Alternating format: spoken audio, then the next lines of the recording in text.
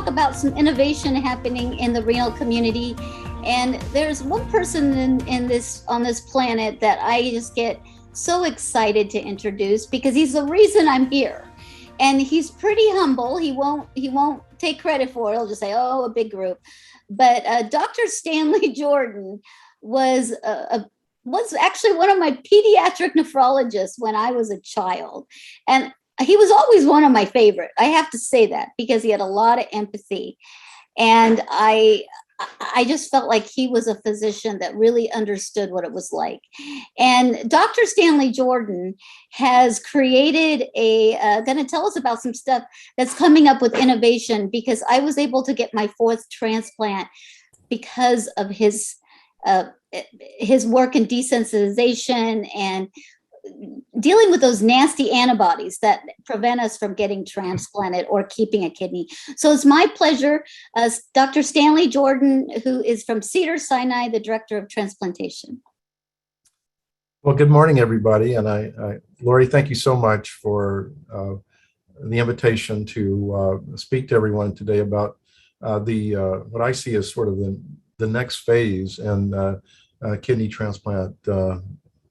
Not so much immunosuppression, but immunomodulation in areas where I think we're going to have advances very soon. I'm going to share my screen with everybody, and so I can speak to this. And let's see if I can. There we go.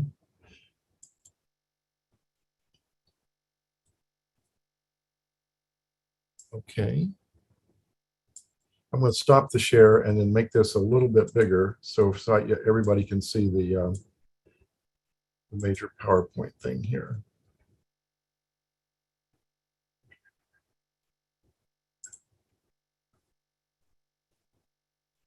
For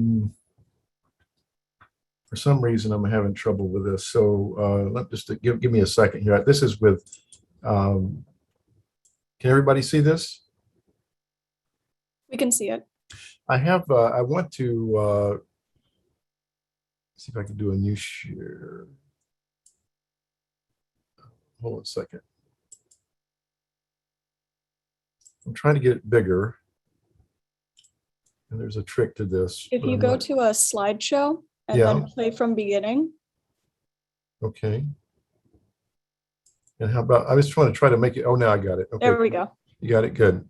Okay, so what I want to talk about is emerging therapies for kidney transplant patients, and just go through a few areas that I think are important for all of us. And I think that the news is pretty good. I think we're going to have a lot of new things that help us that are emerging now and will be coming soon. And what I want to do today is to focus on the new developments in transplant medicine that will dramatically improve access and longevity of kidney transplants while limiting the current burden of immunosuppression. And I think these are very important issues for all of us, because we know that if you have problems with immunosuppressive agents, as Henrietta mentioned earlier, that you're going to, it's not something you can sustain, and it creates a lot of a compromise in your lifestyle and your well-being. So we want to make them better. So we'll talk about new developments in desensitization and treatment of antibody rejection. Then we'll move towards a more sustainable and less toxic post-transplant regimens. Some of these studies that we've been doing will help us do that. And we want to harness the body's own regulatory mechanisms to reduce inflammation and injury to the kidney. And then I'll end up talking about some of the work that we've been doing and others about looking at preventing ischemia, or what is low oxygen to tissues that mediates kidney injury early in transplantation, and then how this has an implication for making the kidneys last longer. Now, as Lori mentioned, one of the problems we've been struggling with, and I have for most of my adult career, is allosensitization. And allosensitization means that people develop antibodies to HLAs, or these human leukocyte antigens that we have on our cells, all our cells. But everybody's different, or almost everybody is different, not everyone, unless you have an identical twin. When you get exposed to these antigens through transplantation or blood transfusions or pregnancies or corneal transplants or skin grafts, things of that sort, you make a lot of antibodies, and it doesn't mean anything unless you need a transplant in the future. But what we call these donor antibodies, donor-specific antibodies, or DSAs, and they can injure the kidney if we put the kidney in when they're present. So the desensitization therapies have emerged to treat them, and for these highly sensitized patients, as Lori mentioned, and in her situation, and we can remove and deplete them, but we do need other therapies because we can't always control that process. It may be these antibodies can emerge back after we remove them with our therapies and can cause even more trouble. So we need better therapies. Now, this is a paper 52 years ago. It was in New England Journal by, I think most of you know who Dr. Paul Terasaki was. He's really one of the fathers in modern day transplantation. And he identified antibodies in what is called the antibody theory of transplant rejection in 1969. And with this cross-match test that he developed, it basically was for so many years a way of just saying no to a transplant. So if people have antibodies in this test, you would say, no, we can't transplant you. You have to stay on dialysis. Now we know, all of us know, that being on dialysis for long periods of time is not good, and that having a transplant will give you a better life and lifestyle. So now, what we know now, after many years where people thought T cells were the only cause for rejection, in the last decade, studies have been done to show that the majority of kidneys that are lost in the world, this is from France, about 40% of the kidneys are lost from antibody rejection. So these antibodies come back after transplant and can destroy the kidney. And in the United States, it's about 50%. So it's a major, major problem. So dealing with this antibody issue is so important for us to address and to develop new therapies for. And one of the things, the drugs I wanted to show you today, this is something that we did here at Cedars. We were the original investigators on this trial that we developed the trial with a company called Hansa Biopharma from Stockholm. And they have an enzyme, and this enzyme called IDES, IDES, immunoglobulin degrading enzyme of streptococcal pyogenes. So this is from a bacteria, strep bacteria. And one of the defense mechanisms the strep came up with is, hey, the human immune system tries to kill me, I'm going to do something to disarm it. So it makes an enzyme that clips the antibodies in half. And in so doing, it removes this part here, the FC, which is critical for mediating elimination of the bacteria. And this is why some people get septic. They can't respond to it because the bacterium kills all the antibodies. But this was used in, the guys from Sweden developed, isolated this enzyme and showed that it could cleave human antibodies in a controlled way. And we first did this, or this was first done in a first patient treated, and all these red bars are all these HLA antibodies, and they're terribly strong. And you can see that within 6 hours of treatment, they're basically gone.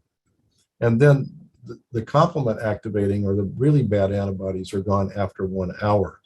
So this was dramatic. And we did this study, we did a study in New England Journal where we showed that this enzyme was able to remove HLA antibodies, and we were able to transplant patients. Now, just briefly, because I only have a few minutes, this drug was just recently approved by the European Medicines for desensitization and treatment of antibody rejection in Sweden. So we're very proud of that and our contributions to that. The other thing I think we're going to see a lot of play with is interleukin-6 blockers. And again, we've worked with that a lot over the last decade.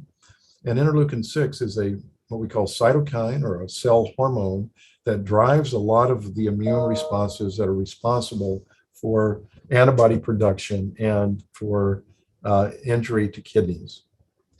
And we did this study, published it in 2017, where we looked at 75 patients that had this chronic active antibody rejection. Now, you remember I told you that's responsible for most of the graft losses in the world. And we have 39 patients that got treated with the ivigretox, which is our standard drug.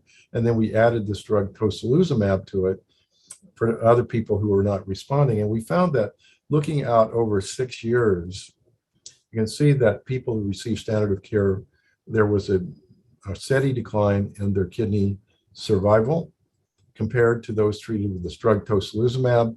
And you can see that, more importantly, patient survival was significantly improved by treating patients with this drug. And that's because we keep people off dialysis. And we have a new drug we're looking at now. This is and it's so interesting because it's a subQ, 1 cc subQ injection every month, really powerful in knocking down antibodies and desensitizing patients, which we think will really be a big benefit for patients. It also, in the same sort of ideas here that of treating chronic antibody rejection, we have a study where we showed here's the patient's kidney function at 24 months before starting. You can see at the start of the study, it was really declining rapidly, but treatment with this drug over 2 years really stabilized the kidney function and kept these people off dialysis. More importantly, we saw this one issue here. This is what I want to talk about harnessing the patient's own immune regulatory system. This drug is very powerful in inducing what we call regulatory T cells. These are cells in the body that turn off inflammation instead of causing it, both T cells and B cells, and we think this was responsible for the good outcome in these patients. And this is a regulatory T cell. Big picture, looks like one of Laurie's paintings, but it's a beautiful picture. But this is very important that we understand that these cells can prevent rejection or turn it on. So how do we make that happen? And based on this IL-6 stuff, we have now begun here at Cedars to develop protocols where we're going to manufacture these cells, Treg cells from patients. So we would take a patient who has a donor, and we would radiate these cells, and then we put and take the patient's the potential recipient cells, expose them, and culture them together with drugs like the IL-6 blockers. And this will turn them into Tregs.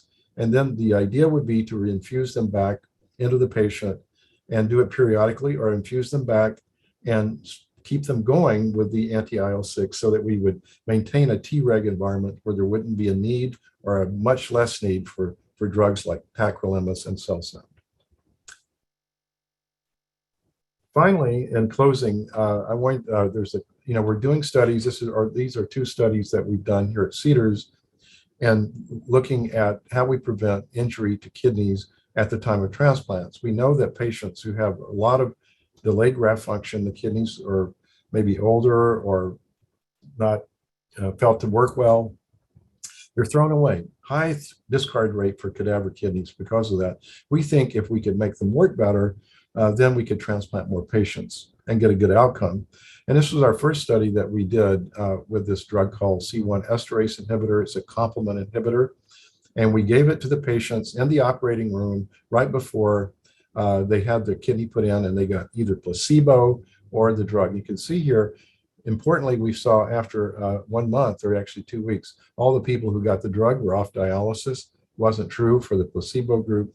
And at 1 year, there was better kidney function in the patients who got the drug than placebo. Importantly, what we found that after 3.5 years, this dotted line shows the kidney function, which is stable over 3.5 years for those receiving the drug, while it's steadily declining in patients who did not receive this drug in the operating room. And also, there was a significant reduction in graft survival at 3.5 years. So this is something we give one time in the operating room that can give the kidney a real leg up for long-term survival. So we're going to be exploring this as well. And I think, this is a story about one of our patients who received the drug imlifidase. She was transplanted about 5 years ago. Her creatinine now is 0.7 with no antibodies, just like Lori's creatinine, I think, if I won't do any HIPAA violations there, but I'm 0.6. 0.6, okay, even lower. So this is somebody who would not have been transplanted, 99, 100%. And I was very glad. It makes me, feel very happy to see commentaries like this in Journal Transplantation about how this shows promise for the most disadvantaged sensitized candidates. So I think we're on our way with a lot of these therapies, and you're going to see more evolution of good things coming. So I thank you for your attention. Thank you, Dr. Jordan. That was wonderful. Thank you. And I have to say, I love the analogy that he said to me, because I had one little antibody, and it said, you have an antibody that's friends of bad antibodies. It wasn't actually the bad antibody. And it made me realize that antibodies are just like a video game, and they're always trying to attack your kidney like Tetris. And this technology is allowing a lot of us to be able to be transplanted. I had 100% antibodies with my 4th transplant, and I am almost 11 years out in February. So 0.6 creatinine, no blood pressure problems. I mean, that is a miracle, people. And I've been living with this illness for 53 years. And I can't even believe I'm saying that. I feel like I'm still 20. And you just got to stay alive till the next miracle happens. That's what you got to do. So thank you, Dr. Jordan, on behalf of all patients, that you have saved so many lives with you. And I know you burn the midnight oil, and we are appreciative of that. You've sacrificed a lot to help us, and it doesn't go unnoticed. I almost tear up when I see that, but I see what you've done in the last 25 years to move the advancement for people like us who've had high antibodies, and there was no treatment available for us. And you took the ball and made it a possibility. So thank you so much. Well, it's my pleasure, Lori. And I really appreciate your thoughts. And I'm just so happy that we are now in a place where I think we're going to move more quickly than we have been in the past. That we'll have a lot of help from industry, that people are taking this on as an important issue for our patients. And it's just been my pleasure to do it. And I appreciate everything that you've done for bringing this knowledge of kidney disease and therapeutics to everyone. Well, we'll see you at clinic. Okay. I got to get back to it. Yeah, you better get back. Some patients are waiting for you. They are. Bye-bye. Thanks again. Well, that was really fascinating, everyone. I mean, I can't tell you, we just really need to appreciate all the innovators in our community. They work long, diligent hours. A lot of people invest in different processes, and we need to make sure to recognize them. And a shout out to our corporate mission partners for making this happen.